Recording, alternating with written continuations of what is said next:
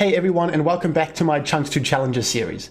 So this video is going to be all things interacting with junglers, both ours and the enemies, in the early to mid game. The first thing that I want to talk about is early gank timers. The first time that you are considering the enemy jungler is generally going to be on their 3 camp gank timer. So the way that we're going to go about this is just to have a look at examples and talk about them in the moment. So here I am the rel, and we are going to get a favorable trade here, but the most important thing is this is the 3 camp gank timer for the enemy jungler. After the second wave, then you are going to be in danger.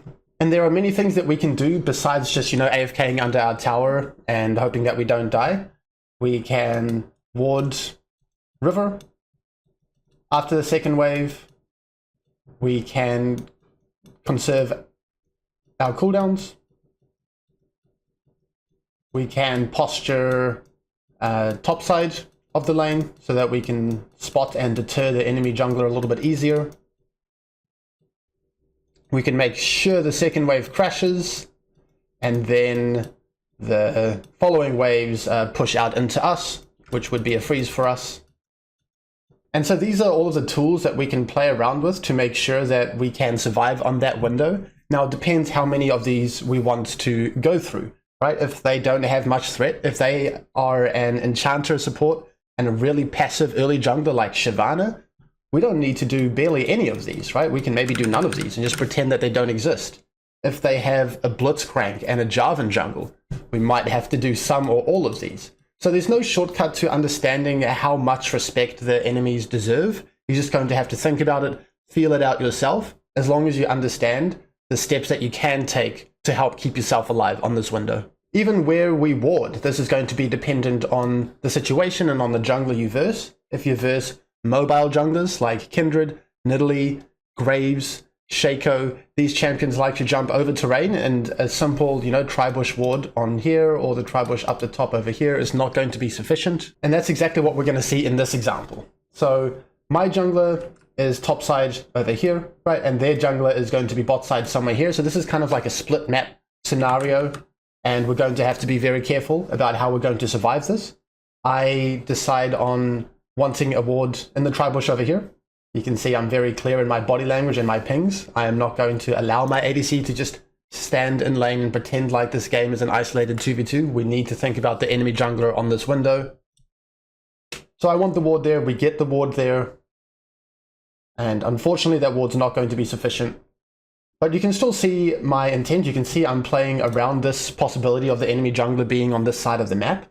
Even though we are so far ahead in the 2v2, if this was an isolated 2v2, I would love to just be standing here, let this wave push into us, and find a window to just engage and kill them 2v2.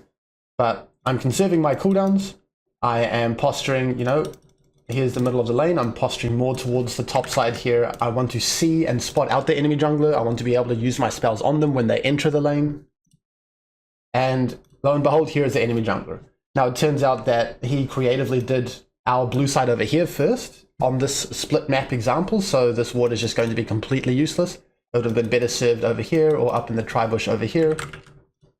But otherwise, we spot him, I get to slow him down a little bit, and at the end of the day, we survive the gank with our ADC having no flash. I'm sure you can appreciate if we were just shoving up under their tower, this is just pretty much a guaranteed at least 1 or 2 kills for them.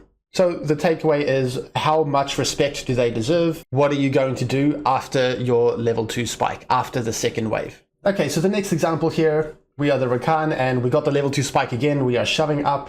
This is the second wave. This is the 3 camp gank timer.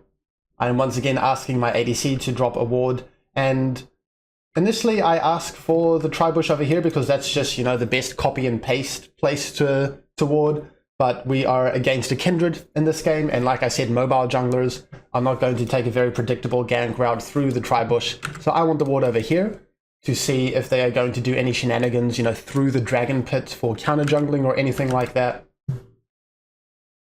But that's okay. We ward the tri-bush, and now it's just going to be defensive posturing, right? Kindred and Nautilus and Kalista, that's a lot of threat early on. I am going to make sure that we are just safe. I don't want to shove this wave. I'm going to be hanging back. I'm going to be saving my cooldowns. And then we're just going to, try to weather this window of the game.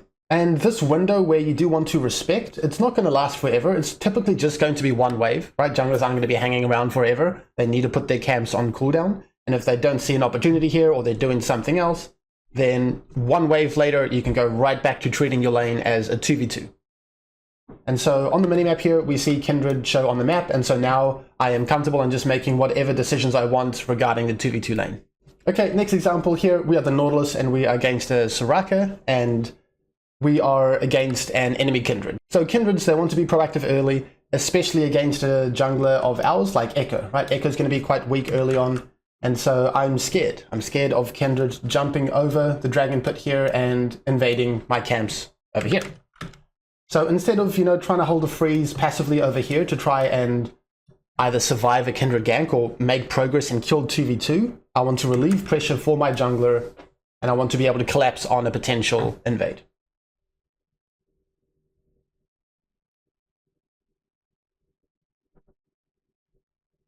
As you can see, I'm actively hovering on topside, ready to collapse.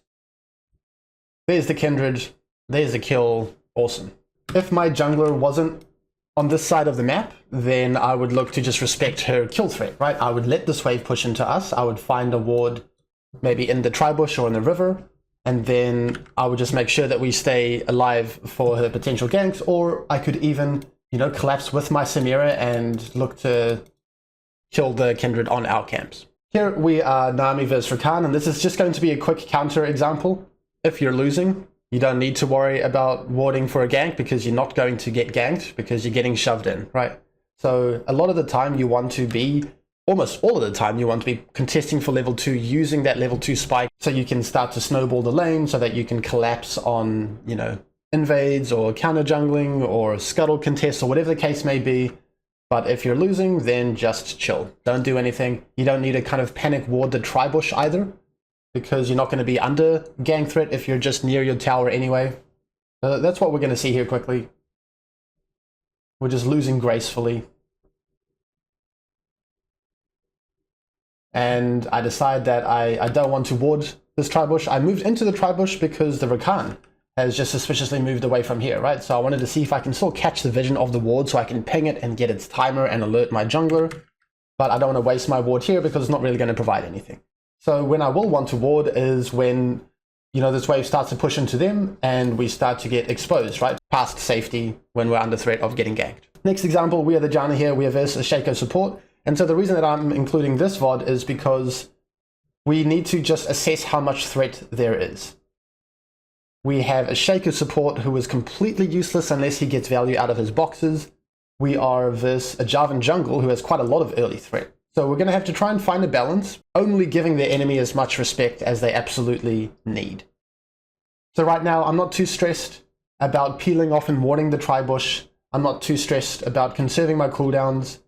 I'm trying to find that middle ground. I'm middle towards top side of the lane here. Because I think that if we do get ganked by the Jarvan, we can kind of play it out 2v3 in a sense. I want the Jarvan to invest his time here. I want to waste his time. I want to chunk him out. And there he is. Unfortunately, my Jinx is just kind of running in a straight line, and then she has to flash because she didn't space the EQ. But even though our ADC had to flash, we're going to get a gigantic chunk on the enemy Jarvan here. We get the Shaco's exhaust out as well, and now they're just in a really rough spot. Now, if this was an even weaker early jungler, like you might see in lower elos quite a lot, maybe a Master Yi or a Shyvana, then I would give even less respect, right? I might not even have to position on the top side of the lane. I might not even have to have been conserving a little bit more of my cooldowns. Last example for this early 3-camp gank timer. Here we are the Rakan versus Thresh, and I want to show you what can happen if you just completely ignore this threat and treat the game as an isolated 2v2. So we are losing the shove over here. That's fine. We don't need to ward. Gonna respect their level 2 spike. And then what they should do is shove this wave in as quickly as possible, peel off, drop a ward here or drop a ward here, and then all would be well. I'm dropping a ward and try just to see if they drop a ward and try so that we can play around that. But they just hang out. They pretend like it's a 2v2. and they're going to pay dearly. It's a little bit dicey because I'm still only level 1, but even if I died, it would be worth it. Okay, assess how much threat they have and how much respect you want to give them. Do you want to leave lane to ward? Do you want to be leaning towards the top side? Do you want to be conserving your cooldowns? Do you want to let the following waves push into you as a freeze? The choice is yours. So in this next example here, we are from the perspective of the Nami. Our jungler is Eve, and as we can see, they are counter-jungling the enemy, right? And so generally, we're going to have two options when your jungler is active on your side of the map. You're either going to shove, help your jungler with whatever they're looking to do, whether that is contesting a scuttle crab, or whether that's counter-jungling, or whether that's, diving, whatever. Or we're going to look to freeze for a gank. Now I'm going to leave this option up to you. I'm sure in a lot of lower elos, people aren't going to be playing around junglers very well, and this option of freezing the lane for your jungler to get a gank off is going to be quite successful. But again, as long as you understand your options. After the level 3 gank timer, the map should be in a more predictable state a lot of the time, and you can play around your jungler's location. If your jungler is active on top side for top scuttle, respect that the enemy jungler could very well be active on bot side for bot scuttle. Play around your jungler's location after the initial gank timer. When your jungler is active topside, then you can just, chill bot, conserve your cooldowns, all of those points that we talked about earlier. You can let it push into you. You can be a little bit more defensive. Don't let any disasters happen.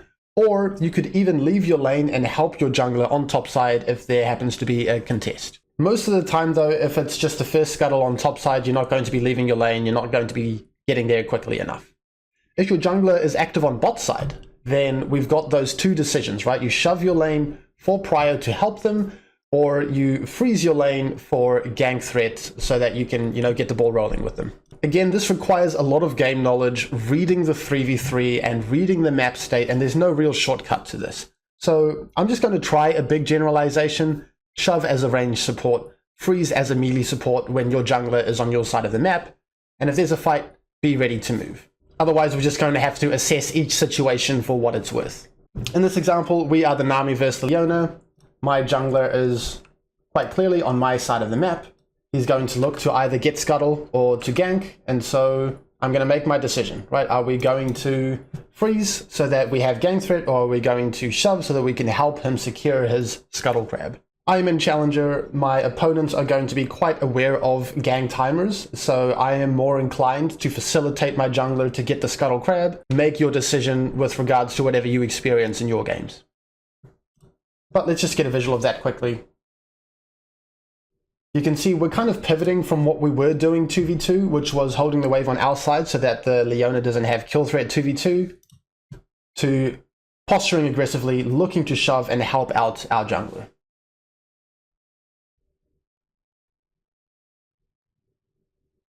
This opens up the possibility of crashing into basing, of potentially diving, of securing scuttle crab, of counter jungling, things like that. Because if you freeze and they respect your jungler on that window, then it's going to be very hard to achieve anything. Okay, and then once my jungler leaves our lane, then it's going to be right back to treating the lane as a 2v2 and making whatever decisions we want.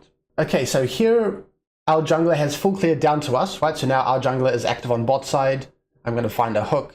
We're going to find a very successful 2v2 window. And so what I'm actually going to do here is I'm going to ping my jungler to dive, right? Because we just killed the enemy support. We have a stacking wave, and if we can dive the Caitlyn on this stacked wave, then the game is going to be practically over for them. And I have a lot of confidence because my jungler is on my side of the map. So what's going to happen here is the enemy jungler has read the situation, right? And then she is going to be matching to try and cover the dive, and then we can put a lot of pressure on her, right? She's going to lose the scuttle crab. If she ever wants to contest that, she'll die. She's going to be relegated to just defensively hovering bot tower here. Okay, we're going to jump forwards a little bit in the same game here, and my jungler is going to be pressuring topside very soon. I can see her peeling off, and then I have one of two decisions, right? Our jungler is going to be topside. We can either freeze and chill and minimize bot, or we can look to help our jungler. It's just going to be a bit trickier if it's going to be all the way up here on top scuttle or top side. That's going to be too tough. But let's see what decision I make here. instead of just chilling and barely accomplishing anything bot, I'm going to be moving. So I'm having towards mid now. If there is a top river fight, I will be able to react to that. If there is a mid fight, I'll be able to react to that. I'm just closer to the action. I'm closer to my jungler who is pressuring. I'm just waiting to see if the enemy mid laner shows soon. If he does, I'll kill them. If he doesn't, fair play to him. He's respecting me, and then I will just go back down towards bot. But I notice that he's not respecting me, and now I'm just going to execute, right? I decide to hold my Q because I don't want him to flash it, so I'm just going to walk up and let him juke himself into my auto attack range. But the main idea is this is a better alternative than just kind of AFKing bot and doing nothing, right? Which is what a lot of supports in lower elo do. This is still a decision I made, right? If I was bot, maybe I would be able to, in another situation, maintain a freeze and make progress 2v2. So make that decision. Are you going to be minimizing bot or pressuring with your jungle? What I will say is that it can be tricky to maintain your freeze if you are bot and your jungler is top, right? You are too scared to use your spells, which is reasonable, and they can just kind of crash the wave, and then you're left sitting under your tower with the wave crashed there and you're showing and you can't do anything. Moving on to the next but very similar point is going to be talking about Weakside versus Strongside. So at certain points in the early to mid game, you are going to be strong-sided, and what I mean by that is your jungler is on your side of the map, he is playing towards you and you want to use that pressure. Or vice versa, weak side, your jungler is playing towards the top side of the map and you need to play appropriately. The reason that I differentiate this from the earlier point is because now neutrals are going to be on the map, right? Grubs, Dragon, second Grubs, even Herald. These objectives are big deals, and when a jungler commits to one side of the map, they're going to be invested for that for a longer period of time. So then you need to understand if you are going to have your jungler near you or not have your jungler near you so you can make your appropriate decisions. All right, so a pretty quick example here. We're the Janna versus Renata. We just got a notification that the enemy jungler took Dragon, so I'm going to be a bit more conservative with my decisions on this window. As we can also see, my jungler is going top side, right? So their jungler gets bot neutral objective, our jungler gets top neutral objective, and it's our job to play around that. So I'm not going to shove up too far. I'm not going to try and crash into base. I'm not going to get chunked because that's going to open up me to getting dove or losing plates or ganked or things like that. So there's not much to see here. There's just a lot that you're not seeing. I decide that it's even a good idea to potentially shove this wave so that the enemy has no wave, so then we can just kind of head off, and if the enemy has no wave to work with, then they can't do anything on their strong side. I had another option here. I could easily have just chilled and stacked a wave as slowly as possible and then crashing a stacked wave and then hoping that the enemy jungler just isn't going to be hanging around for a gank for the next 2 minutes. But I went with option one, just try to get rid of this wave so that they can't do anything. Another quick example of being on weak side here. My jungle is active on top side. Their jungle is missing. We will treat it as though he is active on bot side. So I'm just going to make sure there's no disaster. I'm not going to invest my spells. I'm not going to trade. I'm not going to get chunked. I'm just going to chill. And then eventually, when the enemy jungler realizes he's not going to get anything on this window and we find information of him being around mid or around top, then we can treat the lane as 2v2 once again. So it's just about having that discipline and understanding your windows. Really playing around the junglers.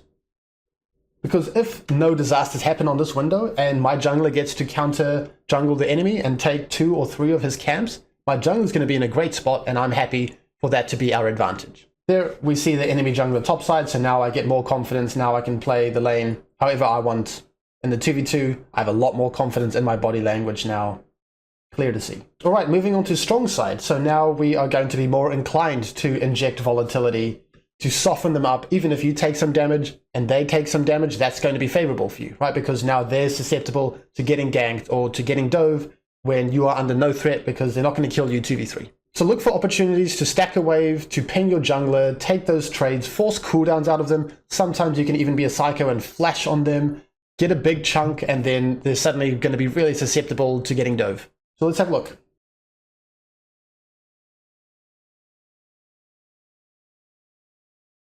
My jungler is on my side of the map. I'm starting to get a little bit more confident. I'm going to go full psycho mode onto the Jinx here. She has to flash. I'm happy to trade flashes, and even better, I'm happy to trade on strong side.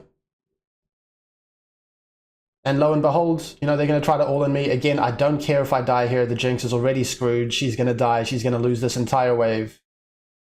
And so in a 2v2 setting, that was a little bit risky, but on Strongside, it's good. All right, we're moving a little bit forwards in this game. We just got the notification that the enemy jungler is topside.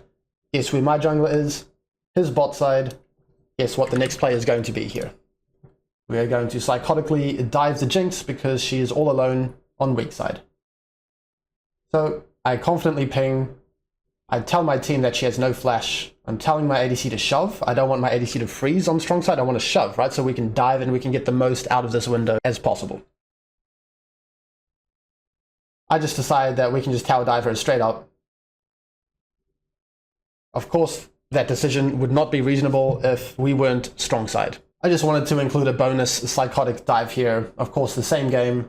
The enemy jungler is bot side, but he's not going to be bot side for long. So I'm going to be a little bit creative here. And as soon as the enemy jungler has based, suddenly the Jinx is going to get dove and die. The next point is dealing with the enemy jungler in general in the early to mid game. And so finding wards on camps, this is always going to be valuable. Junglers have to clear their camps just like laners have to kill the minion waves. So if you have information on camps, you're going to have information on the jungler's whereabouts one way or another. If you see where they are on the map and where they are moving afterwards, you know their intentions. If you see where they're not, right? If you find a ward on a camp and the camp is still up, you can infer that if it stays up for a reasonable amount of time, the enemy jungler is on the opposite side of the map. And so I'm not going to show many examples for this, just keep it in mind. I will show a couple. This was after the first dive against the Jinx. I have confidence to run forwards and find a ward because this is one of the main risks of warding a camp, right? It's really deep. You can get caught out by the enemy team. Be on the lookout for those windows when you have the pressure, you have the time, you have the freedom. And the exact same thing happened after the psychotic dive that we included earlier. I get the freedom to go ahead and drop a ward, and then fantastic information. Here's the enemy jungler. Now the rest of my team can make their decisions. They can play with a lot more freedom. My jungler can potentially set up a play topside or counter jungle or whatever he wants. This is going to be even more important versus specific junglers who thrive on being creative and denying information from you. If you think about champions like Evelyn, she's going to be invisible when she's not on camps, right? So see her on those camps so you know what she's up to.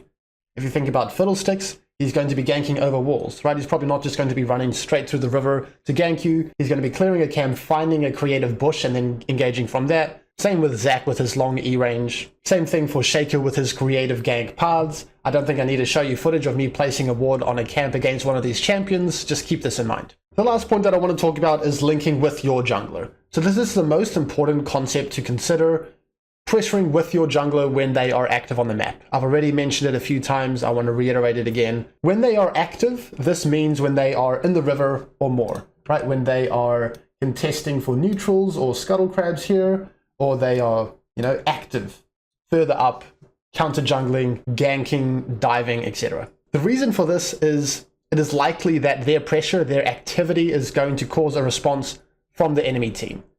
How often does the enemy team just let your jungler take free grubs or get away with counter jungling with no collapse and no response? Hopefully not that often. So when we're with our jungler, we can secure whatever they're playing for and potentially be there for a game swinging skirmish. And if we're on the opposite side of the map of our jungler, it's going to be hard to achieve anything anyway. Now, I'm not going to say concretely to always link up with them. It's hard to deal in absolutes in this game of League of Legends. There might be something better to do. Maybe it's more appropriate for you to remain bot and to hold a freeze and to kill them 2v2, or to help your ADC shove and base instead. Or maybe if you have information that the enemy team can't contest the pressure that your jungler is causing. However, the later the game goes on, the more that you want to embrace linking up with your jungler when they are pressuring the map. This is mainly because neutrals become more important the later the game goes on. Second grubs is a big deal. The more dragons that a team stacks, it gets scarier and scarier as they approach the Dragon Soul win condition. Herald is a fantastic neutral objective. But you also want to start translating leads. You want to leave bot, you want to generate pressure elsewhere so that the map doesn't deteriorate into, your bot lane versus the rest of the world.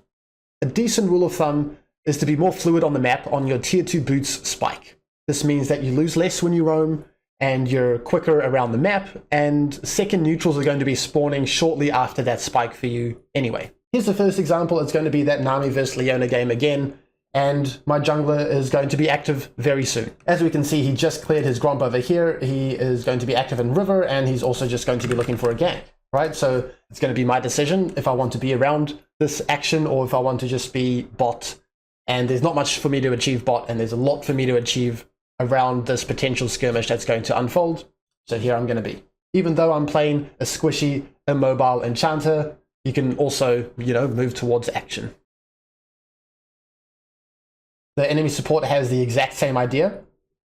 She was linking up with her jungler, she was moving towards the action, and this is just what higher level League of Legends is going to look like. If either of us were just stuck bot on that window, then the fight would have been decided by the support that roamed. And the reason that this fight was likely to happen is because, mid lane was fighting and my jungler was active on the map. Okay, let's have a look at the next example. This is the Rakan vs Thresh game. And there's nothing for me to achieve bot, right? My ADC is dead. I'm not just going to sit there and do nothing, so I'm going to pressure with my jungler. My jungler is active. Here they are. They're in river. I'm encouraging them to collapse onto mid with us.